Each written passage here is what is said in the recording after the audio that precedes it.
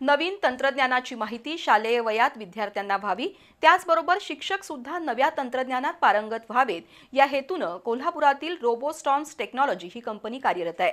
2017 सालापासून या कंपनीने आजपर्यंत 2,500हून अधिक शाळेत robotics, coding, IT, AI, AR, VRच्या लॅबची निर्मिती केली आहे।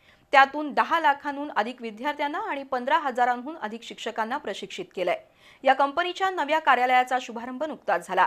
पालकमंत्री प्रकाश आंबेडकर यांच्या हस्ते आणि आमदार अशोकराव माने यांच्या प्रमुख उपस्थितीत नव्या कार्यालयात कामकाजाला सुरुवात झाली। रोबोस्टॉर्म्स टेक्नॉलॉजी कंपनीच्या नवीन कार्यालयाचा शुभारंभ ताराबाई पार्कातील आदित्य कॉर्नर इथं झाला।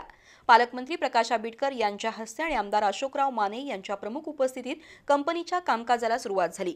रोबोस्टॉर्म्स टेक्नॉलॉजी ही कंपनी 2017 सालापासून कार्यरत असून कंपनीने आजपर्यंत 2500हून अधिक शाळेत रोबोटिक्स लॅबची उभारणी केली आहे। या लॅबद्वारे 10 लाखांहून अधिक विद्यार्थ्यांना आणि 15,000हून अधिक शिक्षकांना coding, IT, AI, AR, VR याचं प्रशिक्षण देण्यात आलं। या माध्यमातून मुलांमध्ये नव्या तंत्रज्ञानाचं बीज रोवण्याचं आणि भविष्यातील शास्त्रज्ञ, इंजिनियर घडवण्याचं कार्य कंपनी करते। समारंभाप्रसंगी आमदार प्रकाश आंबेडकर आणि आमदार अशोकराव माने यांनी रोबोटिक्सच्या विविध प्रोजेक्टची तसंच स्मार्ट बोर्ड, AR, VR हेडसेटची माहिती घेतली। शालेय मुलांसाठी नवनवीन तंत्रज्ञान कोल्हापुरात उपलब्ध करून देत असल्याबद्दल मान्यवरांनी कंपनीचं कौतुक केलं।